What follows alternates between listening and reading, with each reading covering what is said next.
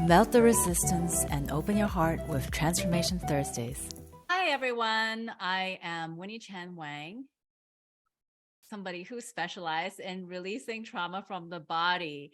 And I've been going on a lot of podcasts, and I really want to get to know my podcast host better.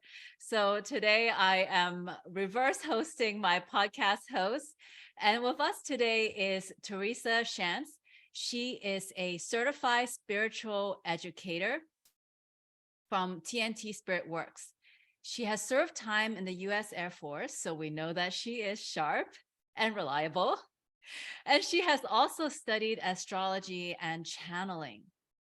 She's going to be launching her debut book called The Soulquake Survival Guide, Reviving Your Connection to Spirit in Earth-Shaking Times. Wow, wow, wow. Welcome. Thank you, Dr. Wang. I'm so proud of you and excited to be here with you today. Thank you. So tell us a little bit about your journey. You were in, the U.S. Air Force, and how did you get into astrology, channeling, and writing your book? Well, a lot of people that come on my podcast and I interview, it's kind of like one thing leads to another. So I believe that as soon as I came back into in this body, that I'm on my spiritual path. And then things just unfolded and transpired and people were put in place. And about 38 is when I went to massage therapy school. And back to when you were saying I was in the military, that was when I was 17. So fast forward a bit to 38, massage therapy school. And that's really when everything started coming out spiritually. I did Reiki, I did craniosacral therapy, heart-centered therapy, reconnected healing, you name it. I dabbled, I enjoyed, I used it as a tool to open up. And then I was a massage therapist for 7 years. And then I started getting lots of psoriasis and breaking out of my hands. And I had autoimmune disorder that was starting to surface. And I had to give up my practice. It was then that I dived deep into, okay, what is this all about? And that's when really a lot of things started surfacing, past life issues, healing on a whole new level that I had no idea about, but it took me there. So that's in a nutshell, a little bit about how I came into where I'm at now with the spiritual work. Yeah, so it's really amazing that you've made this transition. Tell us a little bit about staying calm, because I was reading one of your recent posts and you talk about discernment. And do you talk about this in your book? Tell us a little bit about your book. Well, so the book, yes, the book is, first I'll go back to what I used to call myself. I used to be calling myself a hot, energetic mess. Because before I understood how to discern energy and what's me and what's not me, I was all over the place. I was picking up energy of my kids, of the people I was working with, healing and massaging, of the environments I was in. And all of that was an accumulation of really a lot of energy that I didn't know what to do with. So at that time, I wasn't calm. But now that I understand that I'm an energy being in a physical body, how to work with my spiritual team of helpers, and really understanding that the bigger picture of everything, of what's me and what's not me, I'm able to stay more calm. And so through the book, I share 12 spiritual awarenesses. Each of these awarenesses really is an invitation for the reader to step into an understanding of who they are as a spiritual being. Everything from getting a bigger picture to start discerning your energy and what you're picking up and feeling, all the way to different types of intuition. So for myself these days, it's really about staying present. And I like to share that with others also, because being in the present moment, I can really feel what I feel. I can tune into, okay, what am I feeling and how am I feeling today? And why am I feeling this way when I wasn't feeling this way 10 minutes ago? Oh, my mom's thinking about me, or, oh, this is what's happening in my environment. So yes, the book is really, it's kind of like my podcast. It's a mini morsel book around the spiritual aspects in 12 awarenesses of who you are as a spiritual soul, and moving through the challenges and the earth-shaking times that we all go through. Okay, so question for some of the listeners who may not know how to do this. Okay, so let's say they are feeling a little bit abandoned. How do they know if this is their abandonment wound or their mother's abandonment wound or the client's abandonment wound? Like, give us a little practical, how do we do it?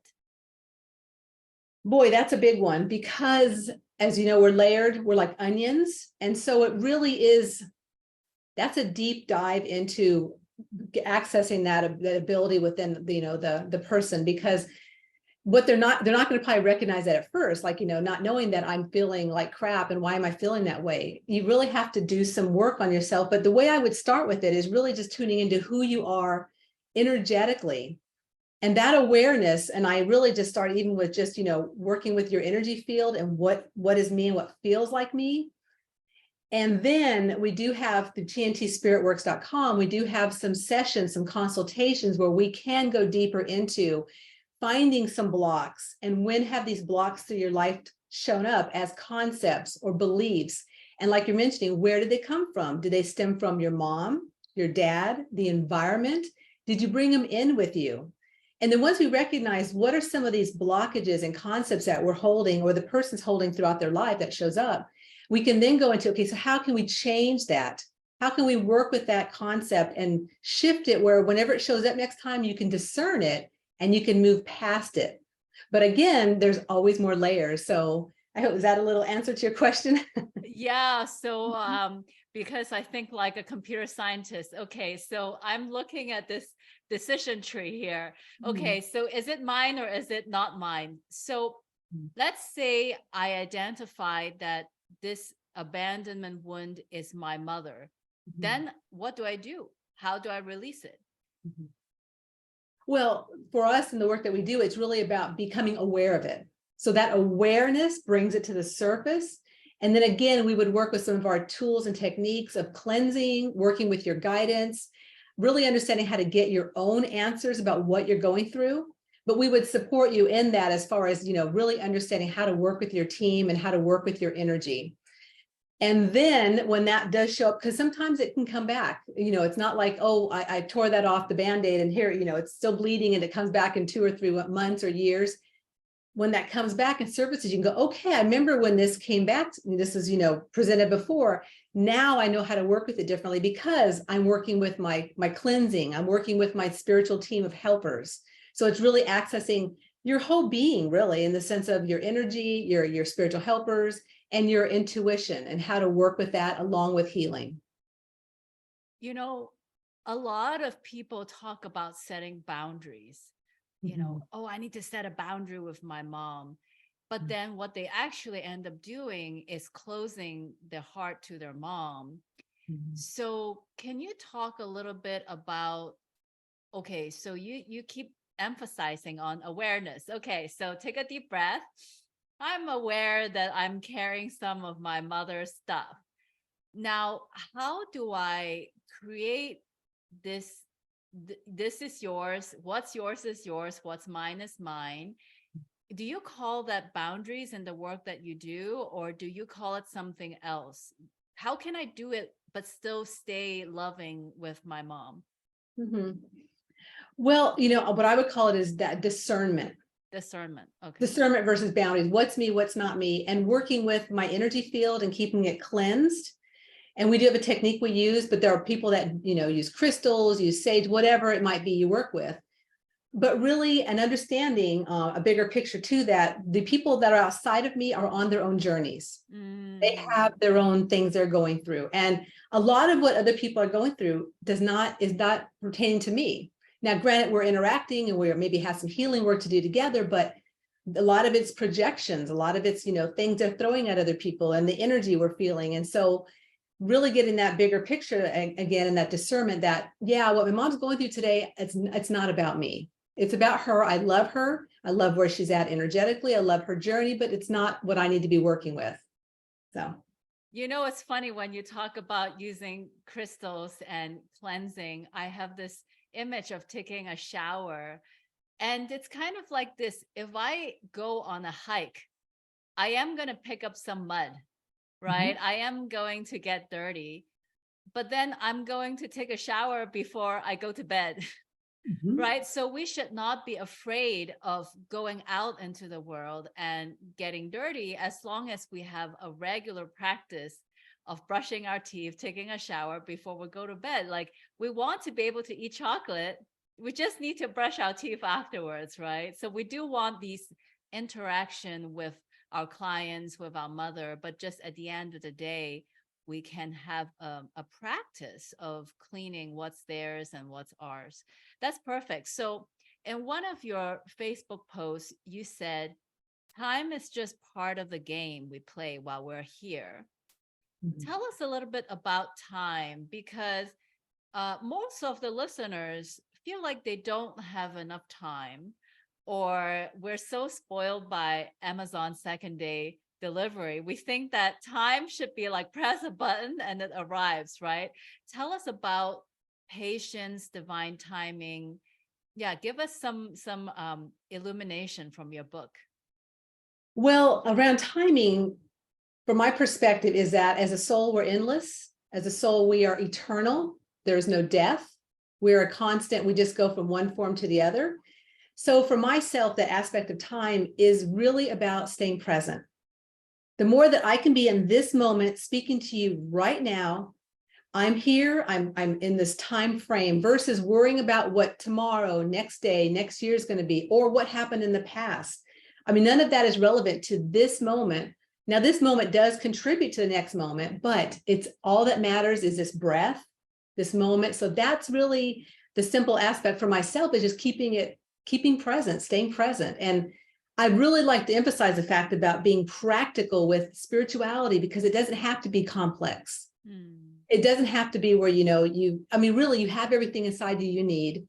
It's just these little tidbits of, hey, how do I stay present? Is it through breath? Is it through just taking a moment and going in the bathroom and splashing water on my face to wake up, or to try, to cleanse, or whatever it's going to be. But really just keeping it simple. And to me, is staying present. And this, what I'm in right now, keeps me in this time right here. That's great. So, what do you hope the readers of your book to get out of the book? Like at the end, what do you think they will get from your book? In my book, I share a lot of stories about what I go through with the different awarenesses. And my goal for this book is to hopefully access and help people relax and really move through whatever soul quakes they're going through, but also understand that they're not alone, that all of us go through all kinds of things, and especially on the spiritual and the unseen aspects of who we are. Oftentimes people get caught up in, oh my gosh, what happened to me and I can't tell anybody. But no, you can tell people. There's people to talk to, there's people to support, there's people, like-minded souls. So that's really, I think, the biggest takeaway from the book is just realizing that you're a soul in a physical body. There are others out there, all of us, that are like you on different journeys, and really honoring the journey and learning how to just be more aware of who you are as a spiritual being. It's really funny. You talk about Soulquake and also earth-shaking times. Tell us a little bit about what is a Soulquake and what do you see as earth-shaking times? Well, it's funny because when this book came up with Spirit, I grew up in Los Angeles, where we have earthquakes, which you're aware of, and we have tremors and we have shakes. And so and me saying that I've been a hot, energetic mess. So when I've gone through things in my life, whether it be the death of my brother and father, or a divorce, or whatever, it's even going out in the street and someone screams something and I'm like, it's something that happens that shakes you to the core.